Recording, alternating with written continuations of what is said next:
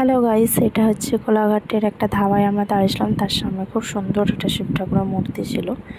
তো সেখানকার এটা ভিডিও। শিব ঠাকুরটাকে এতটা সুন্দর দেখতে, ধাবার সামনে এত সুন্দরভাবে রেখেছে যে শিব ঠাকুরটাকে দেখে বোনের একটু বদমাইশি বুদ্ধি হয়েছিল না, শিব ঠাকুরকে হাই করবে, তাইও যাচ্ছিল। তো যাই হোক, এখানটায় আমরা সবাই চা খেতে নেমেছিলাম। আমাদের খুব ইচ্ছা ছিল ভাঁড়ের কাপে চা খাওয়ার জন্য, তাই এখানে নেমে আমরা ভাঁড়ের কাপে চা খাচ্ছিলাম। আমার সবাই মজা করছিলাম, গল্প করছিলাম। আর তার পাশে কি দিদিভাইও দাঁড়িয়ে রয়েছে, ও সবাই মজা করছে। ও ক্যামেরার সামনে আসতে লজ্জা পাচ্ছিলো। যাই হোক, তারপরে আমরা ভিডিও করেছি। ও হাসছে ভীষণ পরিমাণে। আর পেছন থেকে ওর মেয়ে ঘুম থেকে উঠে চলে আসতে গিয়ে শিব ঠাকুরকে দেখে একটুখানি ভয় পেয়ে গেছিলো, সাডেনলি দেখেছে বলে। তো আজকের ব্লগটা এখানেই শেষ করছি। দেখা হচ্ছে পরের ব্লগটা খুব তাড়াতাড়ি আসছে। টাটা।